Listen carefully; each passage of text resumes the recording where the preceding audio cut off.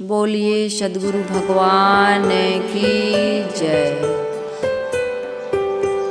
प्रातः स्मरणीय विश्व वंदनीय संतों के सम्राट सद्गुरु कबीर साहिब जी के पावन चरण कमलों में बारंबार बंदगी करते हुए आज मैं सद्गुरु कबीर साहिब जी का मौलिक ग्रंथ बीजक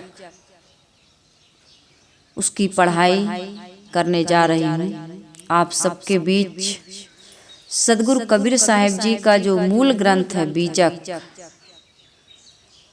उस बीजक के अध्ययन करने से, मनन करने से, चिंतन करने से हमारे जीवन में जो लाभ प्राप्त होने वाला है वो अद्भुत है, अद्वितीय है। उसका वर्णन कर पाना असंभव है। जिस प्रकार से वेद, शास्त्र, पुराण, गीता, भागवत, बाइबल पढ़ते हैं, संसार के अनेक धर्म ग्रंथ पढ़े जाते हैं और उसकी महिमा में बड़ी बड़ी बातें कही जाती हैं। इसी प्रकार से सद्गुरु कबीर साहिब जी का जो ये बीजक ग्रंथ है, इसकी जो विशेषता है, इसकी जो महिमा है, इसकी जो महानता है, इसकी जो विशालता है, इसको पढ़ने का जो फल है वो संसार के अन्य ग्रंथों से कम नहीं बल्कि सर्वाधिक है। यदि इस बीजक ग्रंथ को, सद्गुरु कबीर की वाणी को कोई पढ़ता है और उसको समझ पाता है तो उसका जन्म मरण का दुख दूर हो जाता है। उसके मन की भ्रांति, उसके मन का अंधविश्वास, उसके मन का जो उसके ऊपर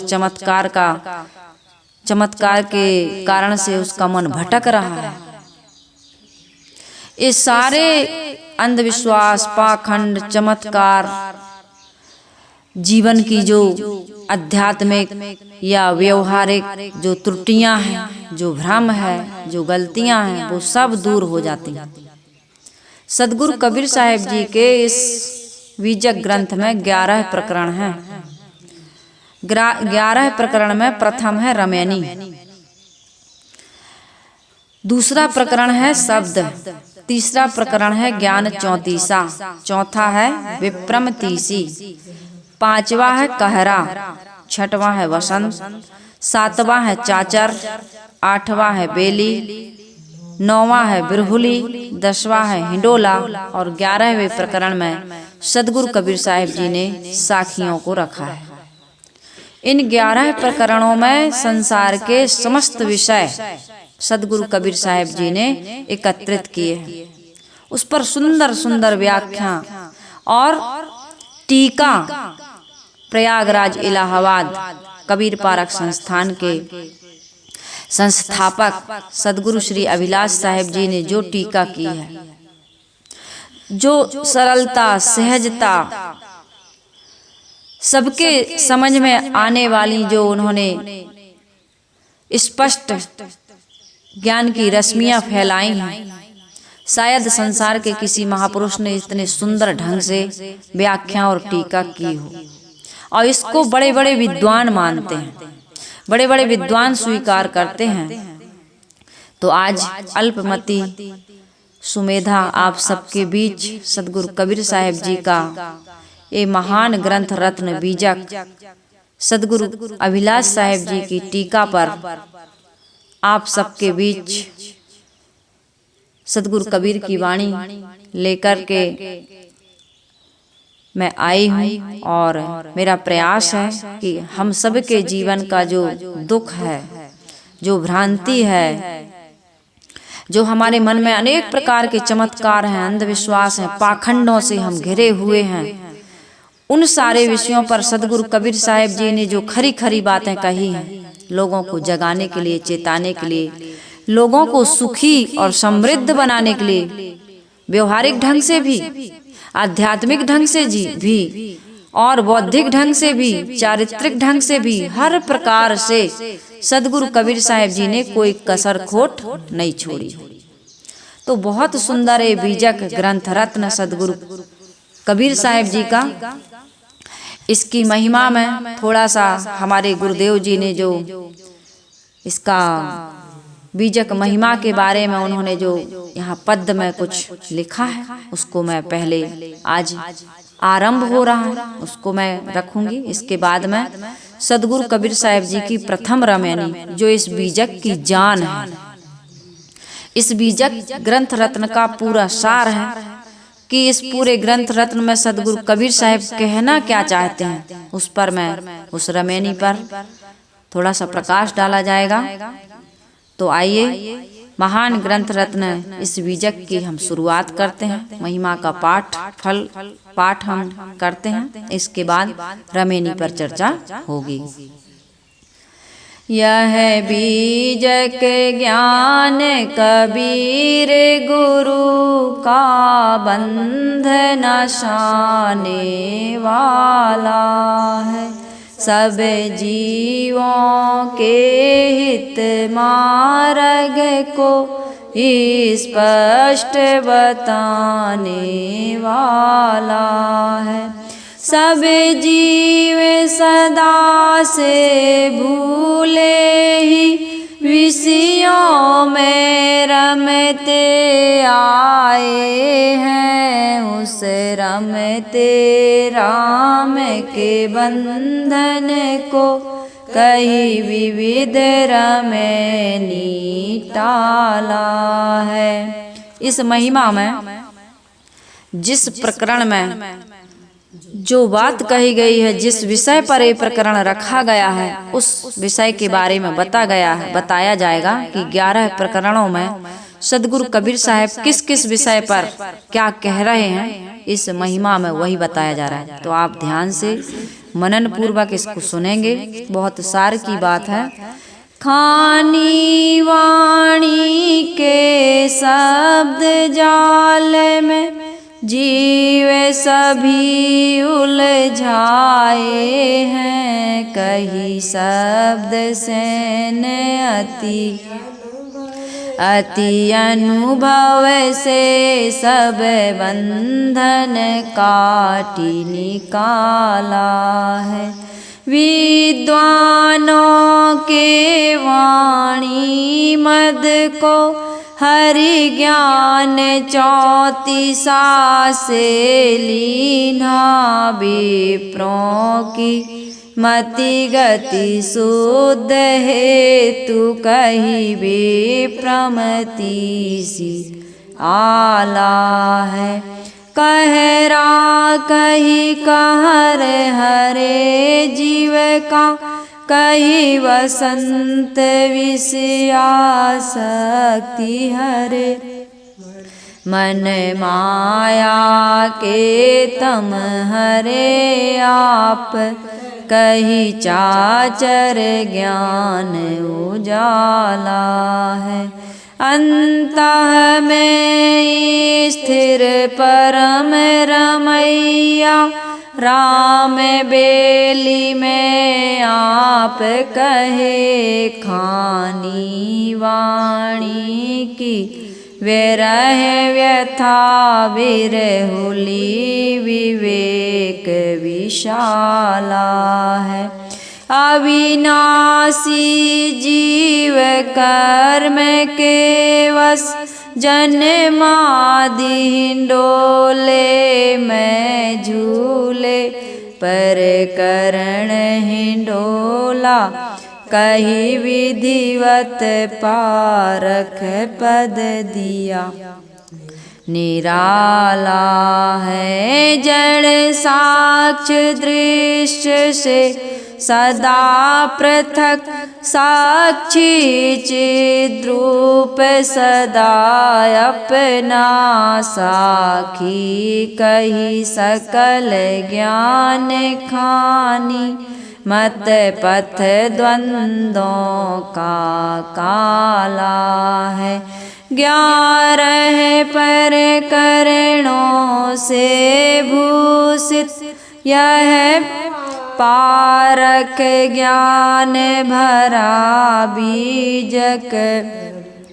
रविवत इसके प्रकाश किरण तम मोह नसाने वाला है। अति गूढ़ अगूढ़ द्विविधि पद्यों शैली युक्ति से भरा ग्रंथ विद्वान भी हैं टक्कर खाते अभिलाष अल्पमति वाला है।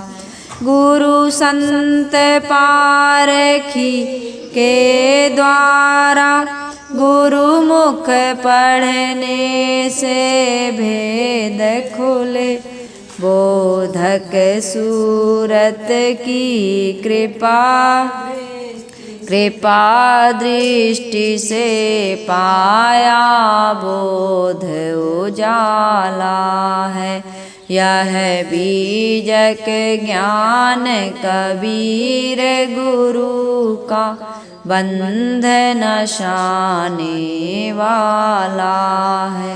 सब जीवों के हित मार्ग को स्पष्ट बताने वाला है। यह बीजक क्या है? सदगुरु कबीर का ज्ञान। इस बीजक ग्रंथ में सदगुरु कबीर साहब का ज्ञान भरा हुआ है। सदगुरु कबीर साहब का ज्ञान हमारे लिए किस प्रकार से उपयोगी है? इसमें गुरुदेव जी कह रहे हैं कि हम सबके बंधन को काटने वाला है, सब जीवों के हित मार्ग को स्पष्ट बताने वाला है, हित के मार्ग को स्पष्ट रूप से बताने वाला है। तो 1184 रमेनिया है। इसमें विषयों की जो आसक्ति है और हमारे मन में जो अनेक प्रकार के भ्रम हैं, चमत्कार हैं। भ्रम किस किस प्रकार के हैं? अनेक प्रकार के भ्रम हैं। एक तो स्वयं के स्वरूप का बोध नहीं है, अपने स्वरूप का भ्रम है। हम अपने ईश्वर को, ब्रह्म को, परमात्मा को, सुख शांति को कहाँ खोज रहे हैं? अपने से अलग। सीधी बात है ना, अपने से अलग। जबकि अपना सुख, अपना ब्रह्म, अपना ईश्वर, अपना परमात्मा अपने से बाहर नहीं है। यदि बाहर होगा तो मिलेगा और छूट जाएगा। ये नियम है प्रकृति का, इस संसार का, कि जो मिलता है वो छूट जाता है, जो जन्म लेता है वो मर जाता है, जिसका संयोग होता है उसका वियोग हो जाता है।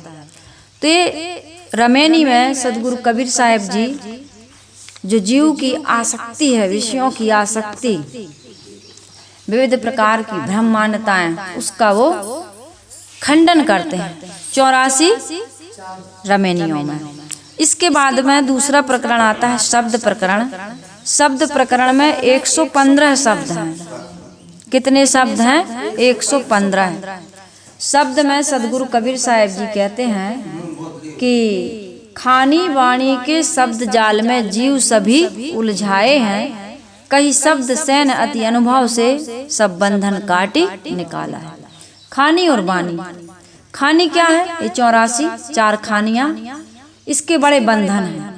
और वाणी यानी वाणी, वाणी में भी उलझा है। नाना प्रकार की वाणियां हैं। इसमें वाणियों का जो बताया जाता है रोचक, भयानक, यथार्थ।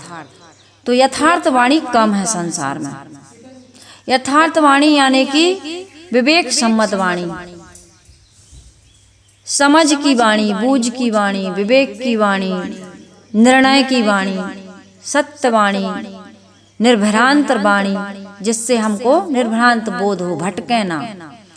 अब कल्पित योनियों की भी चर्चा की जाती है, जैसे भूत प्रेत है, कल्पित देवी देवता भी हैं। ऐसी कई प्रकार की वाणियां। इसका खुलासा खूब विस्तार से इस बीजक में किया गया है। तो शब्द कितने हैं? 115 है।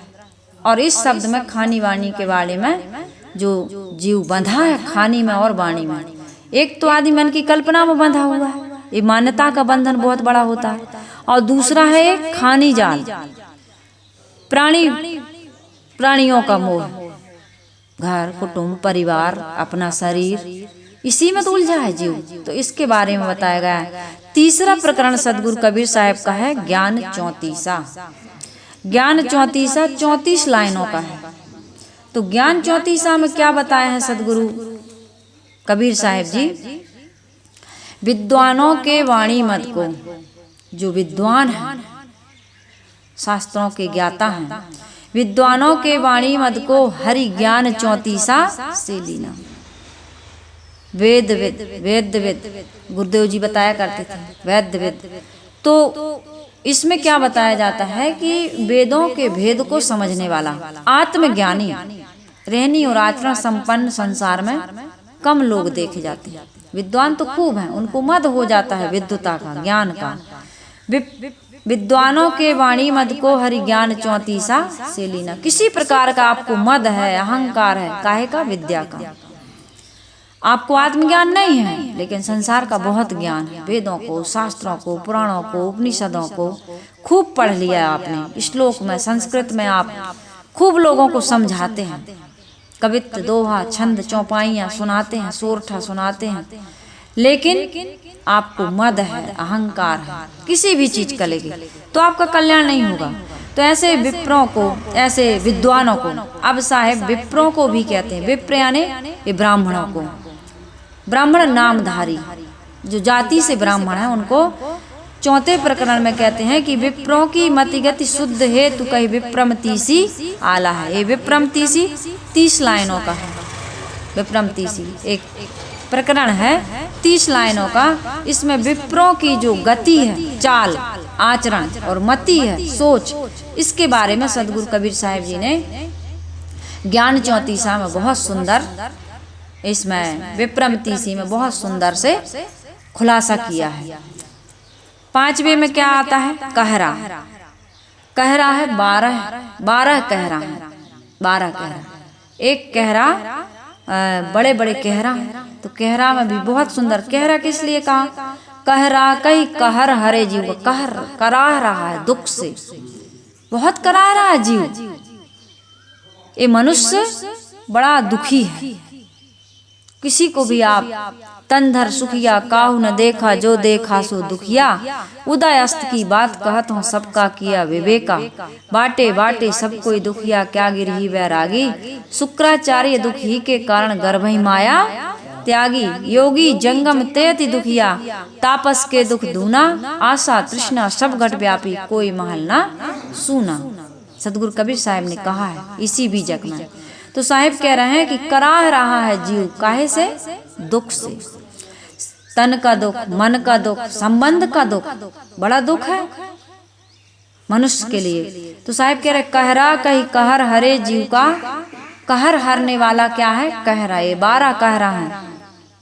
उसके बाद में आता है 6वां प्रकरण बसंत। बसंत भी 12 संख्या में। साहिब कह रहे कहरा कहीं कहर हरे जीव का, कहीं बसंत विषया शक्ति हरे। विषयों की आसक्ति बनी हुई है इसको, विषयों से अलग नहीं हो पा रहा है, विषयों की आसक्ति को जीत नहीं पा रहा, इसलिए गुलाम बन गया है, नौकर बन गया है, पराधीन हो गया है। स्वबस स्वतंत्र नहीं है, समर्थ होते हुए भी एक गुलाम बन गया है, गुलामी कर रहा है, एक दूसरे की गुलामी भी कर रहा है और अपने मन इंद्रियों की भी गुलामी कर रहा है। गुलाम है, बहुबंधन से बंध गया। साहिब कहते बहुबंधन से बांधिया एक विचारा जीव, केवल छूटे आपने किर छुड़ावे पीऊ। बहुत बंधनों में अपने आप को बांध लिया। क्यों बांधा? क्योंकि ये विषयों की आसक्ति को जीत नहीं पाया। बहुत बंधन, रोज बंधन बना रहा। जितनी उम्र बीतती जाती है आदमी उतना बंधन बनाता जाता है, बंधनों से मुक्त नहीं होता। सावधान नहीं रहोगे तो ये मत सोचिए कि उम्र बढ़ रही है तो हम बड़े सुखी होते जाए। बच्चा बचपन में कितना खुश, बच्चा बचपन में निश्चिंत प्रसन्न बड़ा सुंदर जीवन जीता है। थोड़ा बड़ा हुआ दुख आ गया अनेक प्रकार की। अब इसका विस्तार अभी नहीं करूंगी, अपना जिंदगी में देखिए आप सभी लोग झांक करके। जवान हुए, अधेड़ अवस्था में पहुंचे, और बूढ़े हो गए, जर्जर हो गए, दुख दुख दुख बढ़ता जा रहा दुख। जबकि गुरुदेव जी कहते थे, हमारे सदगुरु अभिलाष साहिब जी कहते थे कि बच्चा रोते हुए जन्म लेता है, शिकायत करते हुए जीता है और पश्चाताप करते हुए मरता है। जिंदगी की बहुत बड़ी हार है। होना क्या चाहिए? जगत में जहाँ में जब तू जन्मा था सभी हंसते, तू रोता था। गुड़िया पैदा हुई है अभी, हम सब हंसते हैं, अरे रो रही है, रो रही है, रो रही है, बड़े खुश होते हैं, खिलाते हैं, पिलाते हैं, है ना, उसकी देखभाल करते हैं। तो जब बच्चा पैदा होता है तो रोता है और परिवार के लोग हंसते हैं। साहिब कहते हैं, जहाँ मैं जब तू आया था सभी हंसते, तू रोता था, लेकिन अब क्या कर, बशर कर जिंदगी ऐसी सभी रोएं, तू हंसता जा। तू ऐसा जीवन जी कि तेरे जाने पर, तेरे वियोग में सब रोएं, लेकिन तू हंस। इस संसार से कैसे विदा हो? हंसते हुए। कमाते क्यों? खाने के लिए। खाते क्यों? जीने के लिए। जीते क्यों? पता नहीं। गुरुदेव जी कहते थे, कमाओ खाने के लिए, जी, और कमाओ खाने के लिए, खाओ जीने के लिए, और जियो आत्म कल्याण के लिए, दुखों से मुक्ति के लिए।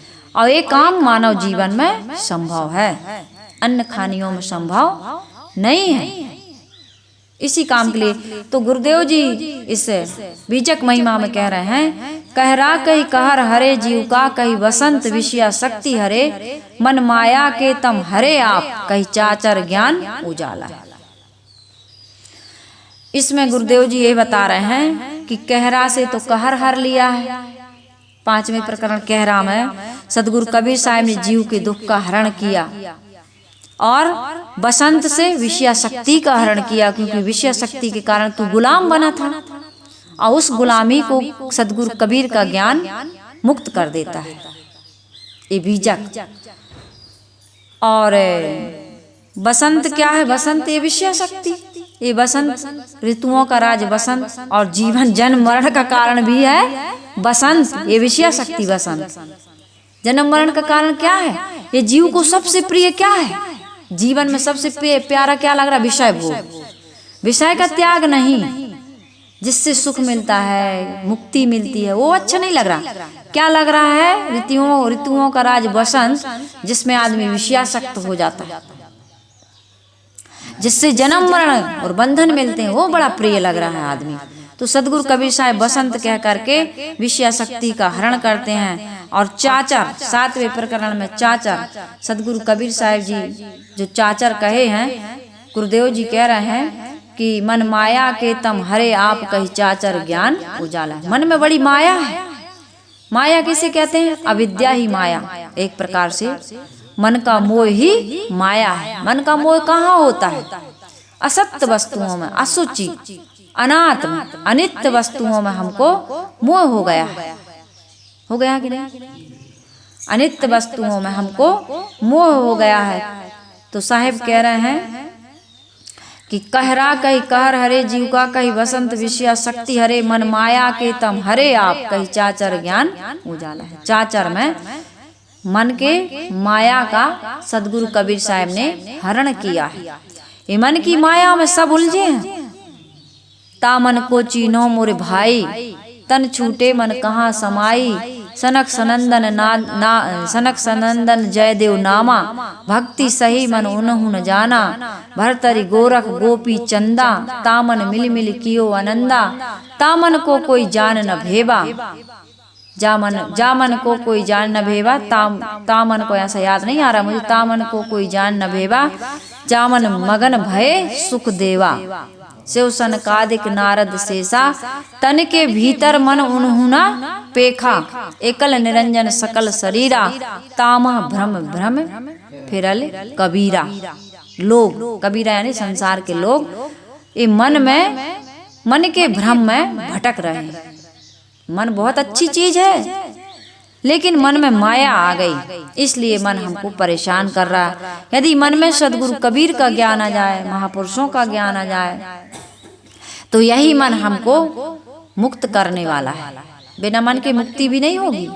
जिस मन में हमारी माया आ गई है, उस मन में यदि राम आ जाए, माया और राम दो ही चीज है संसार में। ई माया है चूहड़ी और चूड़ों की जोय, बाप पूत अरुझाए के संग न काहू के होए। कबीर साहब ने कहा ये माया क्या है? चूहड़ी। ये सब के ज्ञान धन को कुतर रही है, काट रही है, चुरा रही है। ये माया है चूड़ी और चूड़ों की जोय। तो इस बीजक ग्रंथ रत्न के बारे में थोड़ा सा मैं बता रही हूँ कि इसकी विशेषता क्या है। ये बीजक यदि हम पढ़ें, इसको सुने, तो ये हमारे जीवन में क्या उपलब्धि हमको मिल सकती है, इसके बारे में मैं आपको बता रही हूँ। सदगुरु कबीर साहब जी का जो बीजक है उसकी महिमा में गुरुदेव जी कहते हैं, कहरा कही कहर हरे जीव का कही बसंत विषया शक्ति हरे, मन माया के तम हरे आप कही चाचर ज्ञान उजाले। ज्ञान का उजाला है चाचर। चाचर कितने हैं? चाचर हैं दो। इस बीजक में दो चाचर हैं अलग अलग। उसके बाद में 8वां प्रकरण आता है बेली। बेली भी दो हैं। बेली यानी लता। तो कौन सी लता? अंतः में स्थिर परम रमैया। हमारे अंतःकरण में क्या है? परम रमैया राम। कौन रम रहा है हमारे हृदय में? आत्मा, जीव, जिसको कहते हैं राम। इससे अच्छा और इससे असली राम प्रेजेंट में कोई मिलने वाला नहीं। हमारे अंदर राम है, घट घट है अविनाशी, है ना। हृदय बसते ही राम न जाना, ज्यों तिल माही तेल है, ज्यों चकमक में आग, तेरा साईं तुझ में जाग सके तो जाग। हृदय में निवास करने वाला जो चेतन आत्मा है वही राम है। महाराज श्री कृष्ण भी कह रहे हैं, हे अर्जुन, प्रत्येक भूत प्राणियों के हृदय में बसने वाली जो चेतना है वही मैं हूँ, है ना। सिया राम मैं सब जग जानी, करहूँ प्रणाम जोर जुग पानी। ईश्वर का अंश नहीं है, ईश्वर ही विराजमान है यहाँ। ईश्वर का अंश तो बाहर है, जो तुम बनाते हो ना, ये कल्पना का ईश्वर, ये उसका अंश हो सकता है, जिसको बनाते भी और मिटाते भी हो। दुर्गा को तुम पूजते भी और पानी में फेंक भी देते हो, ये अंश हुआ। अंश का भाव यही है, टुकड़ा है टूटा हुआ। जो अंश होता है वो अविनाशी नहीं होता। आत्मा अंश नहीं है, आत्मा अविनाशी है। जो तुम्हारी कल्पना है वो भले अंश कह सकते हो एक प्रकार से। तो इसमें साहब बता रहे हैं, अंतः में स्थिर परम रमैया राम बेली में आप कहे। आत्मा में जो आत्मा का बोध है, आत्मा का ज्ञान है, उसको बेली में सदगुरु कबीर साहब जी ने कहा है, खानी वानी की विरह व्यथा बिरहुली विवेक विशाला है। ये बिरहुली में क्या हुआ है? खानी वानी की लता, बड़ी लता है, बहुत बड़ी लता, विशाल लता जिसमें सब उलझे। बेली एक त्रिभुवन लिपटानी, बांधे ते छूटे नहीं ज्ञानी। कहीं कबीर हम जात पुकारा, पंडित होए सो ले बिचारा। कबीर साहब ने इसी बीजक में कहा है। ये बेली में एक लता ऐसी है जिसमें सब उलझ गए हैं। कौन सी लता? खानी और बानी की। मोटी माया और झीनी माया में सब उलझे। ये मोटी माया क्या है, झीनी माया क्या है, इसका भी मैं खुलासा इसी बीजक के अंतर्गत करूंगी। अभी तो मैं इसकी महिमा बता रही हूँ। साहेब अंत में 10वें प्रकरण में क्या कह रहे हैं? बिरहुली हो गया। 10वां प्रकरण क्या है, याद है आपको? हिंडोला। 11 प्रकरण है, अब हिंडोला में आ गए। 11वां प्रकरण है हिंडोला। अविनाशी जीव। ये जीव मैंने कहा ना अविनाशी है। साहिब कह रहे अविनाशी जीव ये जन्म मरण में क्यों पड़ा है, 84 के चक्कर क्यों काट रहा है? साहिब कह रहे हैं अविनाशी जीव कर्म के बस। कर्मों से ही मुक्ति मिलती है और कर्मों से ही बंधन। एक कर्म ऐसा होता है जो बंधन काटता है और एक कर्म ऐसा होता है जो बंधन बनाता है। राग पूर्वक, आसक्ति पूर्वक, अज्ञान पूर्वक जो भी आप कर्म करते हैं उससे आपको बंधन मिलता है। समझदारी पूर्वक, विवेक पूर्वक, ज्ञान भक्ति वैराग्य से युक्त जो भी आप कर्म करते हैं निष्काम भाव से, वो आपको मुक्ति दिलाता है। इसका बहुत सुंदर वर्णन गीता में महाराज श्री कृष्ण ने अर्जुन को दिया है, ज्ञान दिया है। हे पार्थ, निष्काम कर्म कर, फल की इच्छा मत कर, कर्तव्य दृष्टि से कर। बताया ना भगवान श्री कृष्ण ने, उनको भगवान भी कहते हैं लोग। भग्न कर दे वान को, अहंकार को, अज्ञान को, वही तो भगवान है। सदगुरु भी भगवान है। महाराज श्री कृष्ण हो चाहे महाराज श्री रामचंद्र जी हो, उन्होंने कितना बढ़िया उपदेश दिया है सबरी माता को, गुरु के रूप में ही तो दिया है। तो यहाँ हिंडोला में सदगुरु कबीर साहिब जी कह रहे हैं कि अविनाशी जीव, तुम अविनाशी तो हो लेकिन बारंबार जन्मते मरते हो, मतलब देह धारण करते हो और छोड़ते हो। कहते ना मर गया, आदमी नहीं मरता है, आदमी नहीं मरता अर्थात आत्मा नहीं मरती। ये मत समझ जाना कि आदमी एक एक शब्द को पकड़ लें आप, समझिए। हो सकता है मुझसे भी बोलने में कहीं चूक हो जाए, जुबान तो है भाई, बताते बताते कभी गलती भी हो जाती, शब्द गलत भी हो सकते हैं, तो अर्थ सही लगाइए आप। तो अविनाशी जीव कर्म के बस जन्मादि हिंडोले में, हिंडोला होता है ना, हिंडोला में आप झूले होंगे, ऊपर और नीचे होता है। इसका बहुत सुंदर वर्णन तीन कहरा है इसमें सदगुरु कबीर साहिब जी ने बहुत सुंदर विवरण दिया है। कबहू के ऊंचे, कबहू के नीचे, बहुत सुंदर सुंदर इसमें कहरा है। इसमें बताया गया है कि कैसे कभी मनुष्य की खानी, सर्वश्रेष्ठ खानी में पहुंच जाता है जीव, कभी कृमि कीट आदि में चला जाता है, सुकर कुकर में चला जाता है। तो कबहू के ऊंचे, कबहू के नीचे, कर अविनाशी जीव कर्म के बस जन्मादि हिंडोले में झूले। हिंडोला में झूल रहा है, हिंडोला में बैठने वाला स्थिर नहीं होता है, झूल रहा कभी ऊपर कभी नीचे। कितने लोग तो ऐसे होते हैं कि वो हट फैल हो जाता है, उल्टी पलटी कर देते हैं, अरे उतारो उतारो, झूला का बेग भरा ही नहीं, उतारो उतारो हो जाता है। तो आदमी इसीलिए कितने संत कहते हैं भैया इस झूले में अब नहीं झूलना है, अब हमको इस झूले से उतरना, हमको पसंद नहीं है झूला। नहीं, कैसे रह जाओगे संसार में, शादी नहीं करोगे, ब्याह नहीं करोगे, तुम्हारी देखभाल कौन करेगा, तुम्हारा जीवन कैसे कटेगा, सेवा कौन करेगा, तरह तरह के तर्क, तरह तरह के, संसार कैसे चलेगा। ये संसार के लोग संसार को चला रहे हैं। 2, 4, 10, 20 हजार आदमी मान लो विवाह ना करें, कितने लोग नहीं करते, नहीं भी करते, संसार नहीं चल रहा। तुम शादी नहीं करोगे, ब्रह्मचारी हो जाओगे, आत्मकल्याण कर लोगे, मुक्ति मिल जाएगी, संसार नहीं चलेगा।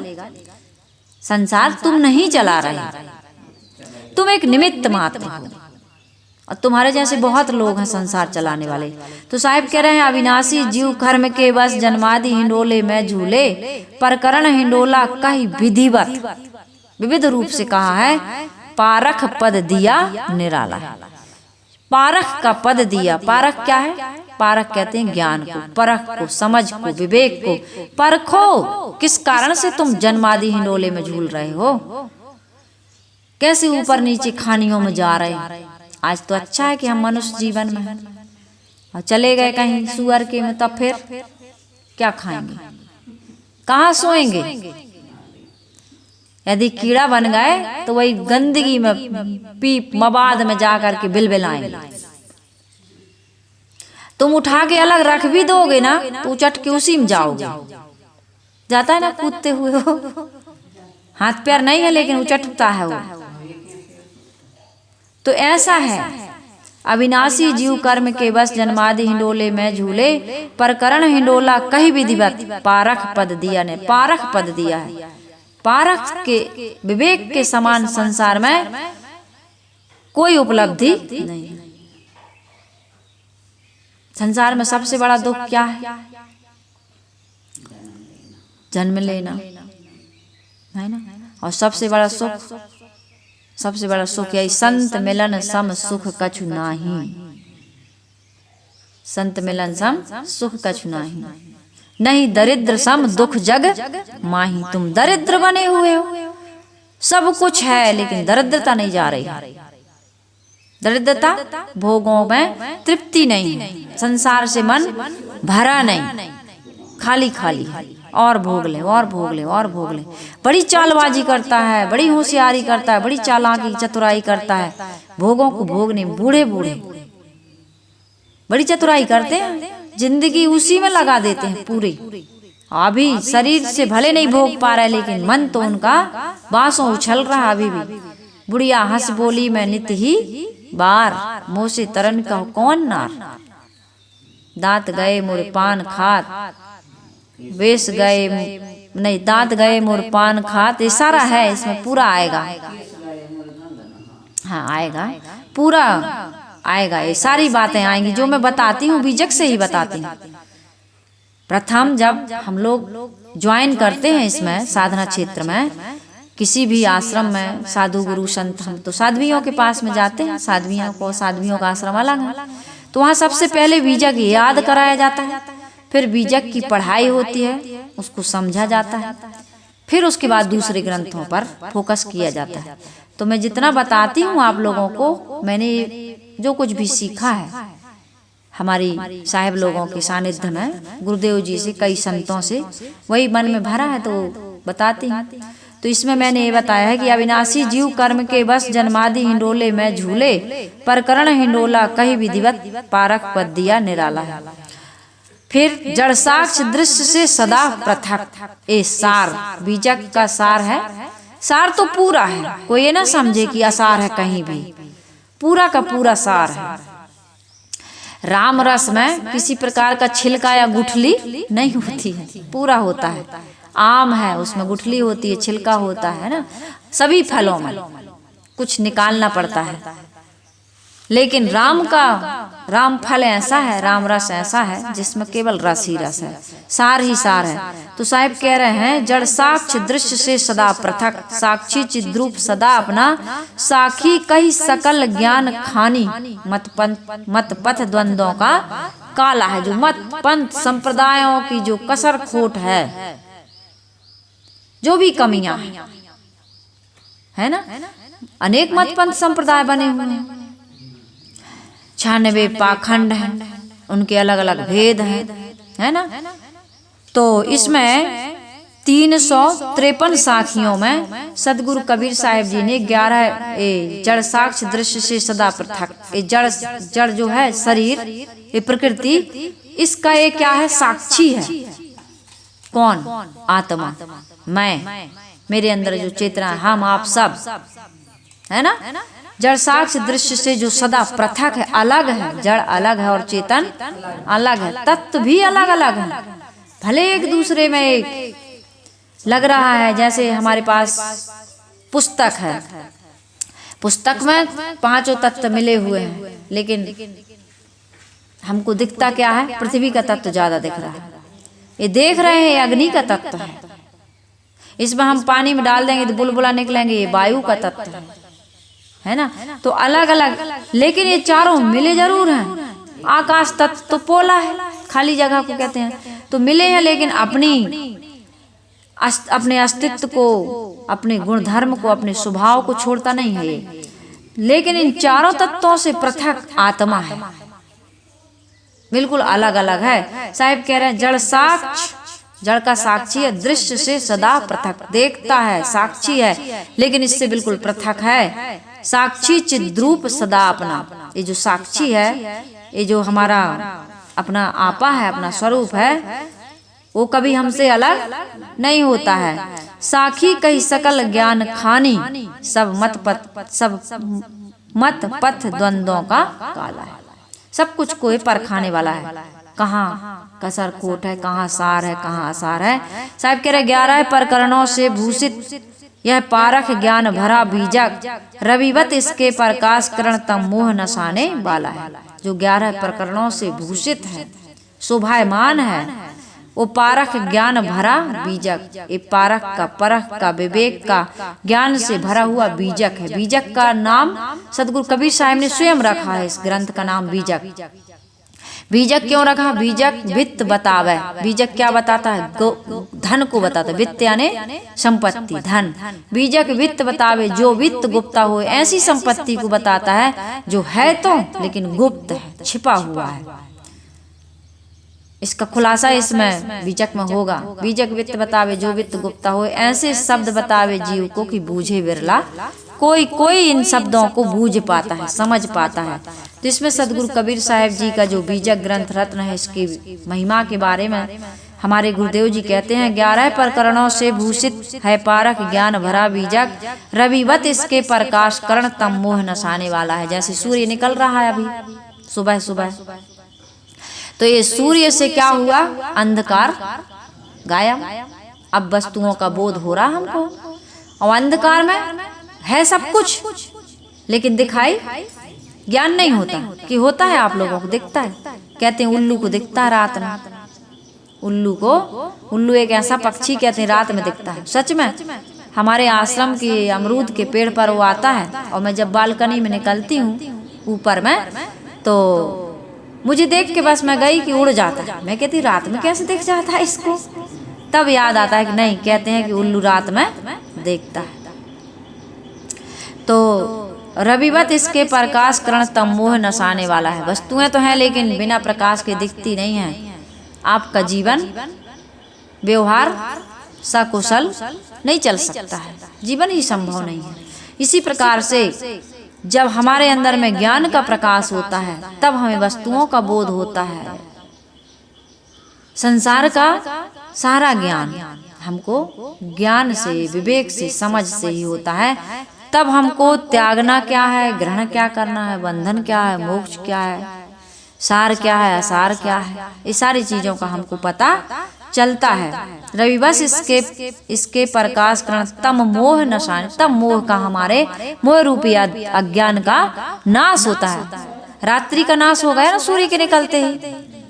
कुछ लोग थे, संत जी प्रवचन कर रहे थे, जैसे ही 3-4 बजे सबने उठ के चल दिया। किसी ने फावड़ा, किसी ने तसला धमेला, किसी ने कुछ लिया कुदाल। कि भैया कहाँ जा रहा है? कि महाराज ऐसा है, रात उलीचने जा रहा है।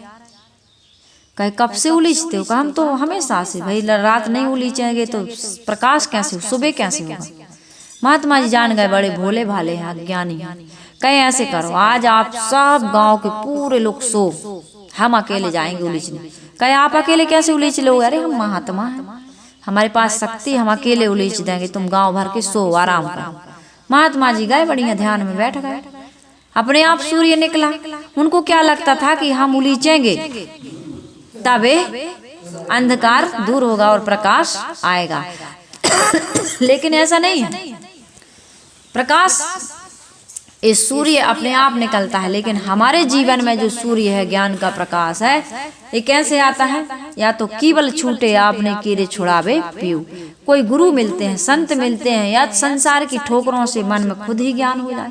ये प्रकृति तो खुली किताब है, लोगों को पढ़ना नहीं आता है, पढ़ना नहीं आ रहा है। आज खिले कल झड़ गए, परसों मिल गए धूल, देख दशा यह फूल की तू क्यों जाता भूल। एक राजकुमारी थी, उसको बड़ा वैराग्य था। वो खिले हुए फूलों को देखती थी, कलियों को देखती थी, झड़ी हुई पंखड़ियों को देखती थी, तो ऐसे दोहा बना लेती थी। आज खिले, आज पंखड़ियां खुल रही, आज खिले कल झड़ गए, कल झड़ जाएंगे ना। ये फूल देखो हमारे आश्रम में लगे, झड़ जाते ना, और मिट्टी में मिल जाते, धूल में मिल जाते। ऐसे तुम भी होगे, हम हो रहे हैं, आप हो रहे हैं, सब लोग हो रहे हैं। सबका शरीर मृत्यु की ओर जा रहा। जो भी वस्तु का निर्माण हो, सर्वे क्षयंता निचया पतनांता समुच्चया संयोगा विप्रयोगांता च मरणांतम च जीवितम। संयोग का वियोग होता है, संग्रह का पतन होता है, उन्नति का पतन होता है, संग्रह का विनाश होता है, और जीवन की जन्म है तो मृत्यु होती है, संयोग का वियोग हो जाता है। ये सब कहीं लागू है, इसको कोई बदल नहीं सकता। तो 11 प्रकरणों से भूषित है पारक ज्ञान भरा बीजक, रविवत इसके प्रकाश करण तम मोह नशाने वाला है। जब ज्ञान उगता है, अंतःकरण में ज्ञान आता है, तो हमारे अंदर का जो अज्ञान है, मोह है, अंधकार है, वो दूर हो जाता है।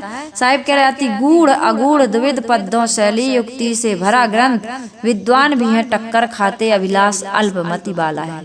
इतना गूढ़ अगूढ़ विविध प्रकार के पद्यों से, शैली से, युक्ति से भरा हुआ ये ग्रंथ है। कभी साहिब उलटवासी कहते हैं, कभी सदगुरु कबीर साहिब जी रूपक में, कभी प्रक्षेपों में बात करते हैं। बड़ी सुंदर सुंदर युक्ति से सदगुरु कबीर साहब जी बड़े सुंदर सुंदर तर्क दे करके लोगों को जगाते हैं। तो इसको समझने के लिए विद्वान भी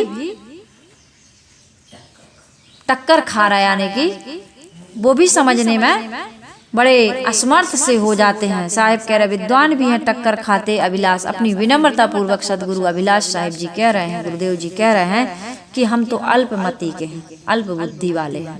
जो कुछ भी हमने संत गुरु के द्वारा या अपनी साधना के द्वारा, समझ के द्वारा, विवेक के द्वारा समझा है, उसको मैंने इसमें लिखा है, आप और समझिए।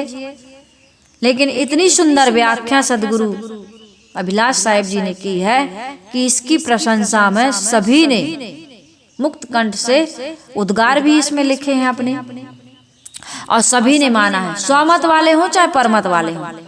गुरुदेव जी से जो मिलता था बस गुरुदेव जी का हो जाता था, किसी भी मतपंथ संप्रदाय का व्यक्ति हो। इतना सरलता, इतनी विनम्रता और इतनी महानता उनके अंदर में। एक कवि भी छिपा था, एक लेखक भी छिपा था, एक साधक भी छिपा था, सिद्ध साधक, पहुंचा हुआ साधक। एक माँ भी थी और एक पिता भी थे, वो एक पथ प्रदर्शक भी थे, सब कुछ थे। गुरुदेव कहते हैं ना कि तुम ही हो माता पिता, तुम ही हो बंधु च सखा, तुम ही हो। कहते हैं ना हम लोग, ऐसे ही थे हमारे गुरुदेव। जो उनको देखता था बस उन्हीं का हो जाता था। तो अति गूढ़ अगूढ़ द्विविध पद्यों शैली युक्ति से भरा ग्रंथ, विद्वान भी हैं टक्कर खाते अभिलाष अल्पमति वाला है। गुरु संत पारखी के द्वारा गुरुमुख पढ़ने से भेद खुले, बोधक सूरत की कृपा दृष्टि से पाया बोध उजाला है। गुरु संत पारखी के द्वारा गुरुदेव जी खुलासा कर रहे हैं, इसमें बता रहे हैं कि कोई गुरु हो, संत हो और पारखी हो, विवेकी हो, साधना संपन्न हो, उनके गुरुमुख से यदि बीजक पढ़ने को मिल जाए, सुनने को मिल जाए, तभी हमारे मन का जो अज्ञान है वो दूर होगा और इस बीजक का भेद खुलेगा कि कबीर साहब आकर कहना क्या चाहे। क्योंकि अलग अलग प्रकार की व्याख्या कर देते हैं लोग, अलग अलग प्रकार की व्याख्या, शब्द के कई अर्थ लगाते हैं लोग, कई अर्थ लगाते। रो क्यों रही हो? गुरुदेव जी की याद में माँ रोने लगती है। हाँ, तो यही तो है महापुरुषों की देखो विशेषता।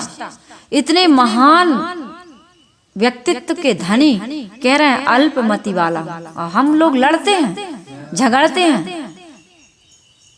गोस्वामी जी ने भी कहा ना, अपने आप को गोस्वामी जी ने भी यही कहा है, स्वांताय सुखाय तुलसी हर्षाय रघुनाथ गाथा।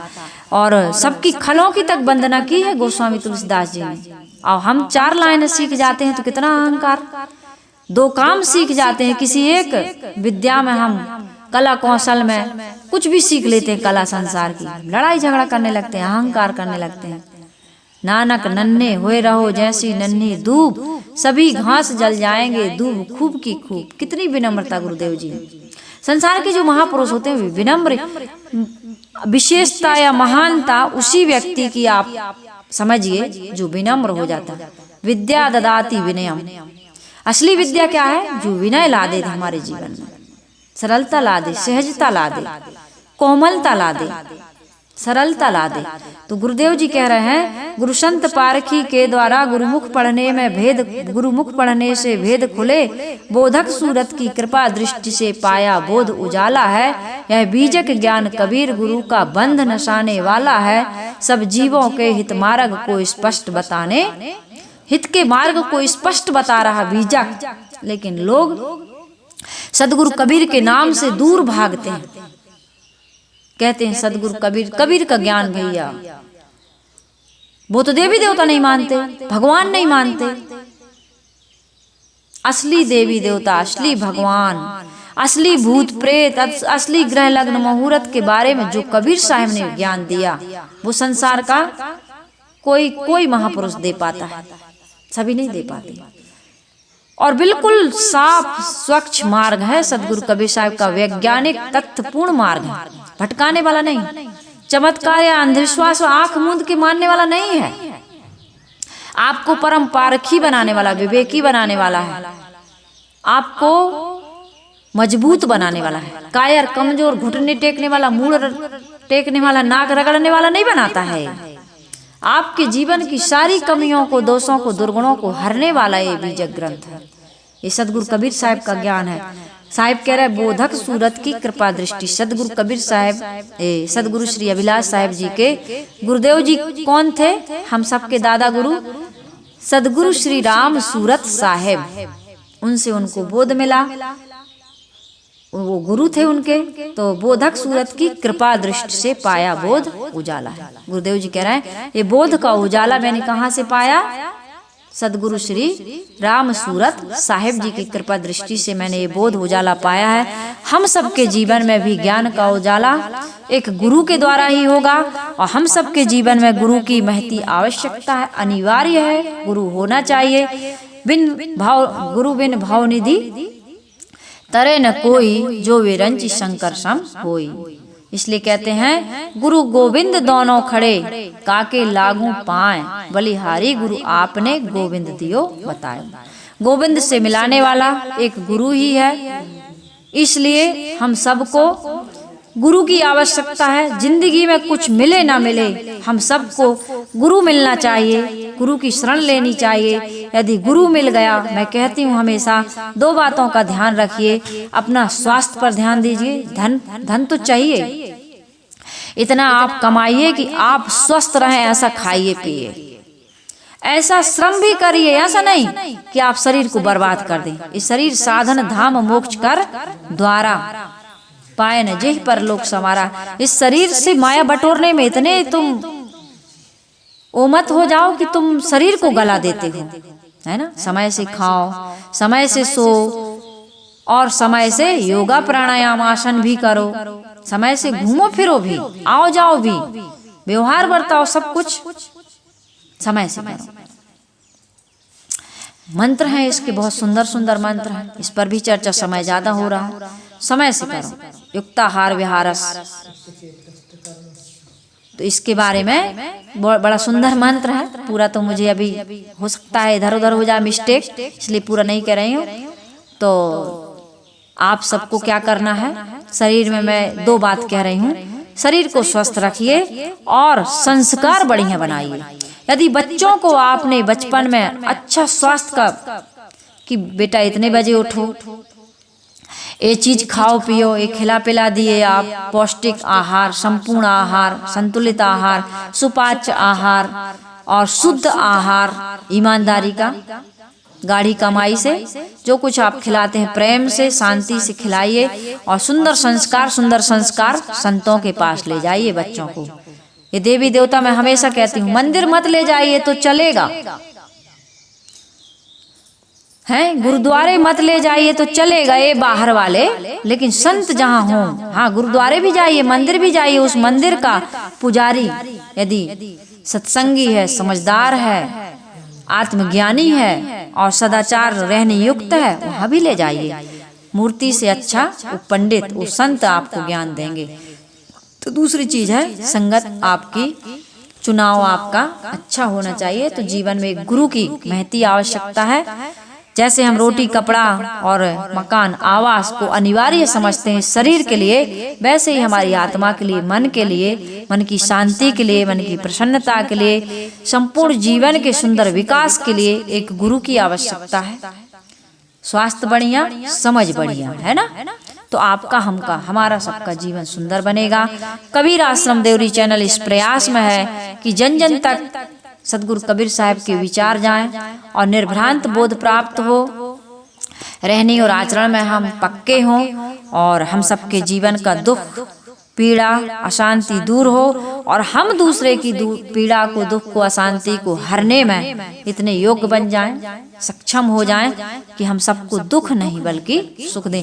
पर हित सरस धर्म नहीं भाई, और पर पीड़ा सम नहीं अधमाई, गोस्वामी जी ने कहा है। तो हमारा जीवन ऐसा सुंदर बने कि हम वाणी से मीठा बोलें, सारगर्भित बोलें, 10 दोषों का जो त्याग बताते हैं ना, गाली निंदा झूठ को त्याग दें, ईर्ष्या क्रोध मान छल को त्याग दें, और चोरी हिंसा व्यभिचार को त्याग दें। यदि इतना हम कर पाते हैं, हमारे श्रोता जन इतना कर लेते हैं, तो हम अपनी मेहनत को, इस परिश्रम को सफल और सार्थक समझेंगे। कबीर आश्रम देवरी चैनल आप सबके कल्याण के लिए सदगुरु कबीर साहब या अन्य महापुरुषों की वाणी लेकर के आता है। मुझे आपके सुंदर सुंदर कमेंटों की प्रतिक्रिया की प्रतीक्षा रहती है। आप लाइक करेंगे वीडियो को यदि पसंद आए तो, और कमेंट भी करेंगे, और इस चैनल को आप सब्सक्राइब करेंगे और लोगों तक इसको शेयर करेंगे। तो आप सबकी ये जिम्मेदारी है। आप इस कबीर आश्रम देवरी चैनल के इस मिशन में सहभागी बनिए। और आप सभी को बहुत बहुत आभार, बहुत बहुत शुभकामना है। शुरू में शुभकामना कल से मैं नहीं दे पाती हूँ, शुरू हो जाता है विचार। तो कबीर आश्रम देवरी चैनल सुबह की हार्दिक शुभकामनाएं आपको देता है कि आप सबका जीवन सुखद एवं मंगलमय बने। इन्हीं वाणी और विचारों के साथ मैं अपने यहाँ इस वक्तव्य को समाप्त करती हूँ, विदा लेती हूँ। बोलिए सद्गुरुदेव की जय। वंदन।